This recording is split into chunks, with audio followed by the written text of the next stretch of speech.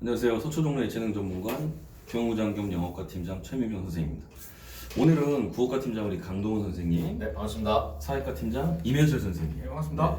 두 분을 모시고 저희가 예체능 전문관이 이제 새롭게 또 이번에 재수생들 시작을 하지 않습니까? 그래서 작년에 저희가 좋은 성과를 거뒀죠.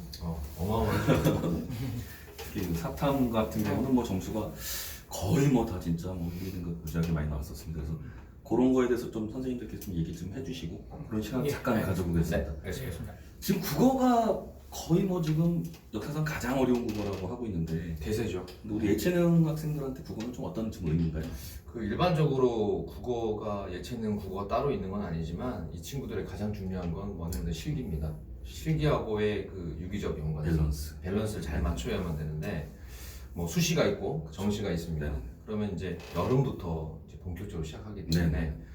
예체능 전문관에서 국어의 가장 중요한 부분은 초반입니다. 초반에 이 친구들 개념을 잘 잡고 수특부터 시작하지 않습니까? 그렇죠. 근데 이것을 일반 재종반에서 하듯이 시간을 길게 잡고 가다 보면 실기 때문에 이 친구들은 공부할 시간이 네. 턱없이 부족합니다. 뭐 일주일에 20시간 이상. 그럼 뭐 탐구도 마찬가지죠. 네. 맞습니다. 네. 그래서 이 부분을 우리 뭐 교무장도 계시지만 얼마나 이게 집중적으로. 탄력적으로, 네. 집중적으로 선택과 집중을 잘해주느냐가 그게 이제 노하우죠. 네. 사실은. 그래서 이제 담임을 하고 네, 있습니다만 네. 담임 선생님들하고 진짜 이 소통을 잘 이루어서 부모님들과 그리고 실기학원과 이 세 군데에서 유기적으로 네. 탄력적으로 맞췄을 때 가장 효과적인 공부 방법이 나올 수 있습니다. 그러니까 우리는 확실히 조금 다른 접근을 해야 되는 거 아닌가? 이제 일반 그렇죠. 문이과 네. 학생들하고 좀 다르고 왜냐면 실기 비중도 중요하고 네. 그리고 특히 이제 저는 영어과 선생님이지만 탐구의 비중이 또 이건 엄청나지 않습니까? 굉장하죠. 네, 예체능에서는 사실은 저희도 사탐만 정말 제대로 성적이 나와준다면 실기 좀 받쳐주면 미술 같은 영역에서도 뭐 상당히 좋은 학교를 많이 갔습니다. 이번에 뭐 건대라든지 경희대라든지 저희도 네. 중위권 학교들은 사탐을 사실은 뭐 아주 좀 강력하게 밀었거든요. 대다수의 학생들이 네네네. 중위권에 포진하고 그렇죠. 있기 때문에 그래서 우리 지금 사탐을 특히 생윤사문 윤사를 다 강의하시고 계시고 저희 학원에서는 생윤하고 윤사를 하고 계신데 그 좀 어떤 과목이 특히 좀 좋은지 일단 학생들이 지금 사탐에 대해서 먼저 생각할 때 저희가 이제 실기를 같이 하다 보니까 학생들이 시간 배분을 잘 못해요. 그럼 당연히 방금 전에 말씀하셨듯이 국어가 가장 중요하고 네. 그다음에 이제 실기, 국어, 실기인데 이제 교과에서는 당연히 국어가 가장 우선됩니다. 근데 국어에 못지않게 이제 사탐의 비중이 또 크거든요. 근데 학생들이 실기 때문에 사탐을 좀 뒤로 공부할 미루는 시간이 경우가 좀 있어요. 없죠. 특히 제가 항상 강조하는 게 제가 이제 다른 일반 문과 학생들도 강의를 하지만 문과 학생들은 이제 점점점 국영수에 치중했다가 나중에 여름방학 이후에 이제 사탐의 비중을 좀 높입니다. 그래서 원래 사탐은 그렇게 하는 게 맞습니다. 그래야지만 나중에 점수가 오르는데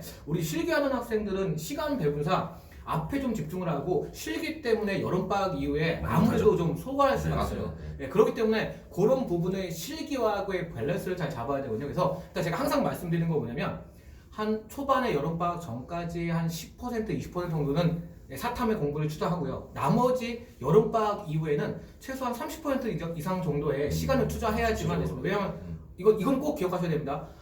사탐이 이 실기에서 예체능에서 중요하지만 어차피 그 등급 산정은 어차피 일반 문과 학생들과 동일하게 하는 거죠. 그렇죠. 같이 하는 거기 때문에 그 학생들 경쟁 상대로 생각해야지 같이 실기를 하는 학생들과 경쟁 상대를 하면 안 됩니다. 그러니까 비중을 뒤로 높이는 거 일단 뭐 세세한 과목 선정에는 뭐 다음에 기회가 있으면 말씀드리겠지만 일단 비중을 뒤로 가서 높이는 거. 그러면 실기하고 그 밸런스를 조정하는 거. 요걸 좀 중점적으로 말씀드리고 네. 싶습니다. 맞습니다. 뭐 그런 부분들은 저희가 또 담임들이 네. 또 하고 있고 저희 학원 같은 경우는 특히 그 국어 같은 경우는 뭐 사실은 3등급 선을 유지해야 될 학생이 있고 그렇죠. 그 다음에 뭐 최상위권 비실기라든지 1, 2등급까지 그거 가야 돼. 필요하죠. 이렇게 좀 난도를 낮춰서 좀 강의를 또 들어가는 걸로 알고 그러니까 있습니다. 네. 아무튼 저희가 뭐 소수 정예 학원이다 네네. 보니까 일반 재종반에서 대규모로 네. 우리 이렇게 뭐 규모로 우리 가는 것이 아니라 얼마나 이 개인차 그리고 이 친구들의 전략을 어떻게 짜느냐에 따라서 접근 방법이 다 달라야 됩니다. 네네. 그래서 일반적으로 오전에 하는 기본 수업과 함께 오후에는 탄력적으로 저희가 수업을 하는 클리닉 수업이라든지 레벨별 선택 그렇죠. 수업이죠. 그 네. 레벨별 선택 수업을 아이들이 잘 따라올 수 있도록 하는 게 또 관건입니다. 가장 큰 관건. 그렇죠. 네. 그리고 이제 사탐에서는 그래도 특히 생윤 과목은 뭐 가장 메인 과목이고 네, 그렇죠. 거의 많이 선택을 하는데 네. 그래도 생윤에서 좀 고득점을 하기 위한 좀 조금의 팁이 있으면 한번 예, 말씀해 그러니까. 주시죠. 그럼 제가 이제 모든 수업 시간에도 말씀드리고 또 학부모님한테도 말씀드리는 게 가장 이겁니다. 자, 학생들이 이제 재수 선택했을 때 제가 물어봅니다. 작년에 등급이 얼마 나왔냐? 그러면 제가 5 정도 나왔습니다. 그러면 근데 저는 뭐 6평, 9평이 몇 등급이 나왔는데 수능을 좀 못 봤습니다. 라고 하면서 꼭 하는 얘기가 저는 개념도 다 하고 그다음에 문제풀이도 다 풀었고 EBS 교재도 다 봤는데 뭐 모의고사도 안 풀어봤는데 왜 수능이 안 나올 거라고 했는데 그 질문이 가장 바보 같은 질문이에요. 공부하는 학생 중에 그걸 안 하는 학생이 있습니까? 그렇죠?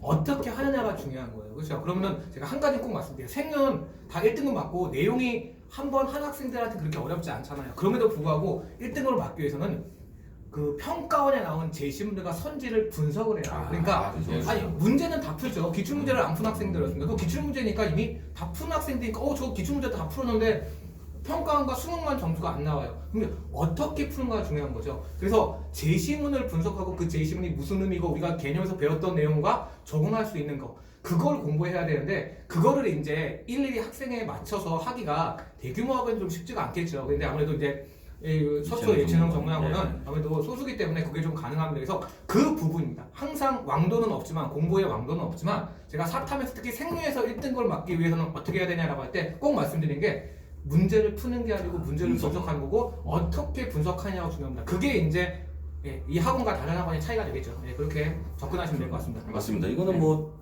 저는 또 영어과 선생님이지만 영어도 마찬가지로 요즘에 또 EBS 교재를 그냥 고3 애들 뭐 내신처럼 외워서는 좋은 성적을 갖지 못하거든요. 그럼 그걸 또 어떻게 내 거를 만드느냐. 그래서 그런 부분이 저희가 이제 학원에서 선생님들이 개별적인 뭐 케어도 하고 또 사탐 팀장님께서는 뭐 질의응답을 뭐 아주 원활하게 하시기 때문에 그런 부분. 특히 저희는 또 뭐 사탐 같은 경우 선생님들 양해하에 또 동영상 강의 촬영도 지금 하고 있지 않습니까? 사실 전국에서 저희 뵙기 유일하지 않을까. 유일하다고 생각합니다. 그리고 오후에도 저희 또 탄력 프로그램도 국어과 뭐 또 영어과 문법 같은 경우 특강을 계속 하지 않습니까? 무료 특강. 그것도 또 저희가 또 강의 촬영을 해서 왜냐면 실기 때문에 시간이 안 되는 학생들은 그렇죠. 그걸 또 따로 또 들을 수 있게 참 그런 것도 시간을 버는 겁니다. 그렇죠. 네. 그래서 올해도 아마 그렇게 저희가 진행해서 또 논문 실적을 좀 네. 다시 한번 내지 않을까. 맞습니다. 예, 한번 또 우리 담임 선생님으로서 또 애들한테 담임 관리에서 가장 중요한 네. 거는 일단 뭐니 해도 성실도입니다. 성실도입니다. 아침 7시 50분까지 근무하는 정확하게 거예요. 알죠. 그래서 이제 자리에 앉아 있어야 되는 거.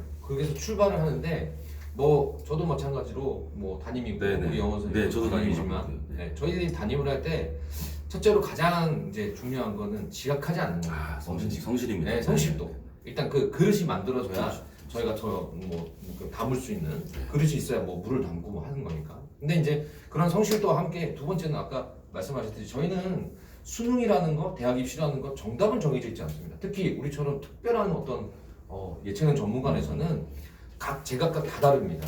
이 친구들에게 맞게끔 가려면 먼저는 이 친구들이 성실한 생활 패턴을 만들어 줘야 되고 두 번째는 해답을 찾는 과정들이 굉장히 중요합니다. 국어도 마찬가지, 영어도 그리고 사탐도 마찬가지인데 해답을 얼마나 잘 찾아갈 수 있도록 하느냐인데 그러려면 먼저 담임 관리에 제일 중요한 건 접촉입니다. 긴밀하게. 그러니까 자기가 모르는데도 앉아 있는 경우가 굉장히 많거든요. 질문하는 걸 잘 모르는 세대. 질문을 잘 못하죠. 요즘 아이들이 그죠. 인강에만 너무 젖어 네, 있어서 네, 그렇습니다. 그래서 질문을 유도하고 또 실제로 했을 때 그런 아이들이 가장 많은 성적 향상이 일어나게 되고 그러려면 선생님들과의 긴밀한 거리라든지 피드백. 저희는 그렇죠. 피드백이 굉장히 중요합니다. 근데 저희는 거리가 5m도 안 됩니다. 그렇죠.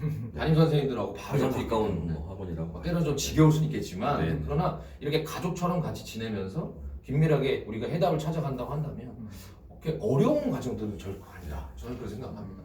담임 관리의 핵심은 성실도하고 긴밀한 소통. 저는 이 두 가지를 강조하고 싶습니다. 그렇죠. 저희가 또 연교시 테스트라고 해서 뭐 그런 것들 하고 있고 그렇죠. 그다음에 사탐도 뭐 저희가 파이널 때까지 뭐 모의고사 무지하게 많이 보고 테스트 계속 하고 있고 주말 테스트 맞습니다. 또 부모님들과 소통 테스트 뭐 다 또 중요하죠. 보내드리고 하고 있습니다. 그래서 올해도 하여간 저희가 또 힘을 합쳐서 또 새로 오는 학생들 또 물론 고3 학생들도 뭐 이런 얘기를 들으면 좋겠죠. 아, 그럼 또 재수생들 당연히 제도적 네. 학생들이니까 다시 이제 또 오늘이 283일 남았습니다. 아, 벌써 수능이 금방입니다. 또 다시 시작됩니다. 네, 좀 화이팅해서 우리 또 서초정로 예체능 전문관에서 다시 한번 또 뭐 눈부신 또 성과를 한번 내보도록 하겠습니다. 네, 감사합니다. 네, 감사합니다. 감사합니다. 감사합니다.